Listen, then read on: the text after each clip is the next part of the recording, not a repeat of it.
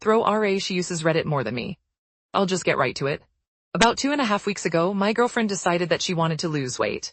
I have no idea how much, but I'm guessing it's in the realm of 20 to 25 pounds. It's no secret to me that she's overweight, but I like her the way she is, and this is the only way that I've ever known her. Anyway, she signed up for that Noom program, which is basically an app for counting calories from what I understand. She eats a strict 1,200 calories per day and drinks almost a gallon of water every day. In some ways it's been good because I get a lot of home-cooked healthy dinners, but that's beside the point. We've also started going on long walks every other night or so, and she picked up some yoga off YouTube. The problem is, since beginning her diet, her self-esteem has spiraled out of control. She wakes up every morning and weighs herself and then tells me that she doesn't deserve food today because I gained 0.2 pounds overnight. Eating is overrated. Why don't you break up with me for someone pretty? Stuff like that. This morning, she texted me to say that she's been waking up an extra 30-ish minutes early before work, so that she has time to get back in bed and cry after weighing herself so she doesn't burst into tears at her desk again. It's nuts. I've done a bunch of research and even met with a dietitian on her behalf, and I've learned more than I probably needed to about women and hormones and how birth control affects weight loss and all that nonsense, but she won't listen to me when I try to reason with her. I just want to tell her that her body is in shock from the sudden adjustment in her eating habits, and she needs to tough it out for 6 weeks. She doesn't want to hear it. She's too busy crying over 1/4 pound and swearing up and down that she's doomed to be beat forever and I'm going to leave her for a skinny legend. I love her, I really do. How do I reason with her? Blessed edit, I have been trying to reply to almost all the comments as they come in, and I know I didn't get all of them, but I really do appreciate all of the insight that everyone has offered, except of course for people like my friends who are featured in the first 2 edits for suggesting that I break up with my girlfriend. But that's beside the point. I think I have a good idea of the next steps that I should take as a supportive boyfriend to encourage her to get the help that she needs, and I'm hoping to be able to update you all on this soon. The only thing I haven't enjoyed about this experience is the fact that this account that I just made this morning now has 3 times as much karma as my main. Thanks again, beep. Edit, I generally hate people who edit posts after they already have hundreds of comments, but I just want to say to this guy here that you are the reason women develop disordered eating, and you should not be proud of yourself right now. Edit 2, I'm sorry if someone abandoned you during a tough time in your life, but I'm not going to leave my girlfriend just because she's in a rough patch right now. We should be encouraging people who need help to seek it, not dump them because they're vulnerable. Update, my GF was beep and became pregnant. I broke with her after she decided to keep the baby. Original thread. I'll post the update first since there has been some change since I last posted. Then I'll respond to some general points made from the last thread and the ton of beep I received. Yesterday I received a call from my GF. She was crying and she begged me to listen to her. I told her that I still care for her and that I'll obviously listen to what she has to say. She told me that a few days after I told her we were done, she called up her mother to talk about this. Apparently what happened before was that she was pretty much decided on aborting, but then when she spoke to her mother told her that under no accounts should she abort, and that I was actually manipulating her to do so. Her mother went on to say that if she aborted the child, she would no longer consider my GF as her daughter. After I left her, my GF called her mum up to talk about what went on. My GF said that she desperately wanted to abort the baby, and her mother again said that if she does so, this is the last time they will ever speak again. My GF said she broke down on the phone and her mother kept asking her what she will do. The conversation then ended when my GF said she didn't know. Then she started texting. After a few hours of thinking, my GF sent her mum a text saying she was going to abort. She was then blocked. My GF then called me and told me everything. She will be having an abortion in 3 weeks. I discussed this with my GF, and we both completely agreed that I had not manipulated her in any way, and that she appreciated that I put my foot down because had I not, she would have had a baby who would remind her of the worst time of her life. She further went on to say that I am the best thing that has ever happened to her, and that she knew that even if she no longer had a mum, if she had me, she could get through this. I broke down at this point. I love her so much. In truth, I probably would have gone back to her and raised the baby with her, even though I knew I'd resent it. I made the original thread to get some backing rather than anything, to see if I had made the right decision. I'm so relieved things had turned out the way they have. Also, beep any mother who places religion over their own child. Friggin' lunatics. Now to respond to some of your points from the last thread. 1. No. My GF did not cheat on me, I am almost certain about this. Not only because she had the conscience of a fragile angel, but also because we both know each other's schedules really well, and we often talk to friends who can corroborate timings. Moreover, her roommate took photos of my GF after she came home assaulted. It's not rough sex as some of you dicks put it. 2. I don't give a rat's beep if you think abortion is a sin or the killing of a baby. Come and raise the baby or give us money to raise the baby, or hire us a live inmate to tend to my GF's every need while she's pregnant if you're so sanctimonious. Talk the talk, then walk the walk, you wanking beep baboons. 3. My GF was absolutely clear she wanted to raise the baby. 4. Thanks for all the people telling me I did the right thing. It was really difficult. I'm very glad it turned out the way it has though.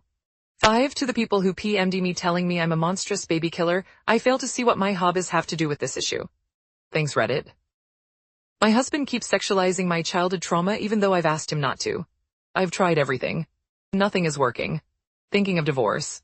NSFW. Please don't waste your time on the age gap. It's something I've dealt with for our whole relationship and I don't want to get lectured about it. I've been with my husband for 6 years, married for 2. I know he's older but he looks very youthful for his age, and he's super fit and active, so honestly the age was never an issue ever. Between the ages of 10 and 15 I was sexually abused by my stepdad, and when I first started getting serious with my now husband I told him everything. All the details, all the ways it beat me up, and all the horrible aftermath and fallout from various family members. In short, it was all bad in every which way you can imagine. Within the last 4 months, every time my husband and I make love, it starts out normal but at some point he always starts asking questions about the times I was abused. He gets real graphic and BC where in the moment, I always answer his questions. I'm not a beat by any means and I even have my own kinks which he always enjoys. But lately it seems his only kink is hearing me talk about the most traumatic time in my life. The questions he asks are so gross and so personal and he's never asked these before. The concerning part is he seems to get excited about the details as I answer his question BC. He always finishes super fast once he starts asking these questions. I've sat him down several times and told him how it makes me feel less than how it hurts me, how it makes me feel like trash, how it brings me back to a horrible time. And I've told him to stop. He always apologizes about it and says he won't do it anymore.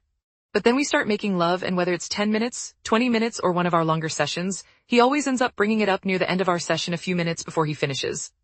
I write this in my bed alone as I've asked him to sleep on the couch tonight BC. He just did it again after I repeatedly tell him not to.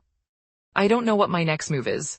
I'm tempted to leave but I don't work and would have to take him to court to get some type of support so I can live, and I know that stuff takes time. I still love him and he's a great husband in every other sense, but this whole thing is turning me off and slowly, but surely making me fall out of love with him. If he really loved me, why would he continually hurt me like this? Also, is it possible he is perverted liking that stuff? How is this new? I've known him for years and he's never mentioned this as being a turn on. Any advice would be appreciated. I have no family and friends here as I'm new to the city we live in and my family lives in a different country. Thank you. Edit. I was not expecting to get so many messages. Literally thousands. Thank you to everyone who is sending support. It's impossible to message all of you, so I just want you to know I've read hundreds of your comments, and the support made me cry. Thank you X a million. I will post an update soon. My husband is currently staying in a hotel, so I have some time to think about my options. Update. My 36 male wife 34 female keeps tying my boots after I've told her to keep her hands off of them. I tried to teach her a lesson and really hurt her feelings. Original. I've gotten a few requests for update but didn't want to post until I felt like I really had anything to say. A lot has happened in the past 2 weeks, so I'm going to try to go over it as best I can.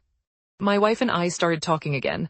We had a very serious conversation and I did apologize for what I did to her running shoes, and then I told her I had to speak some truth and I wanted her to promise me that she wasn't going to roll her eyes, interrupt me, scoff, or get sarcastic with me, which she did.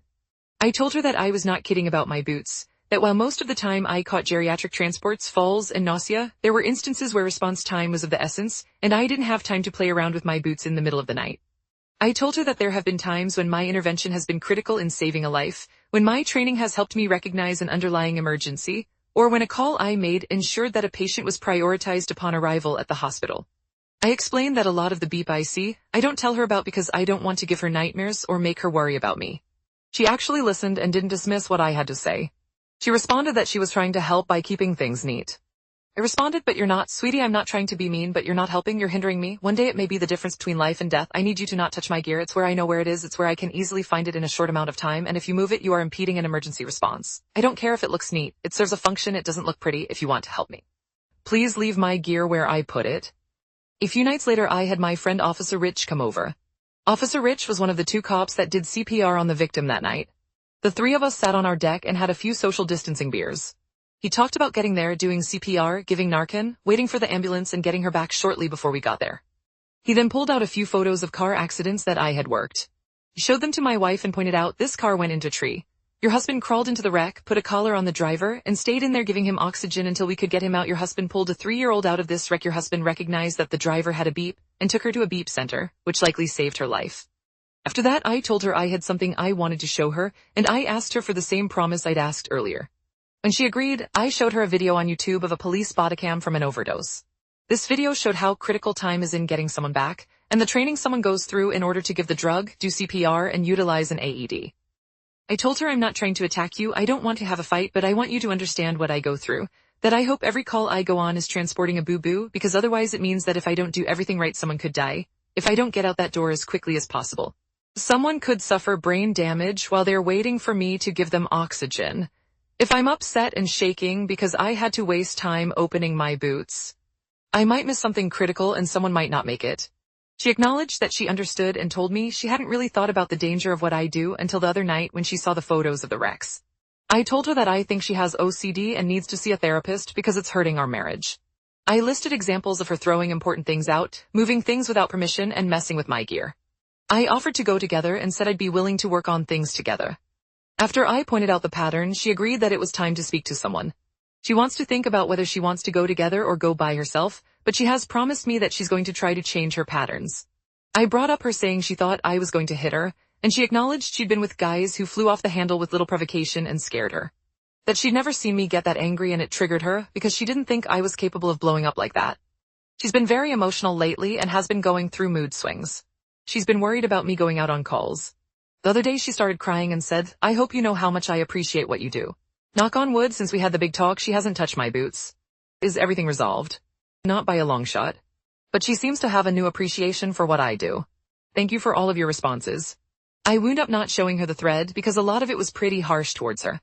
I recognize I cherry-picked incidents that didn't put her in the best light, and there's a lot more to her and our marriage than that.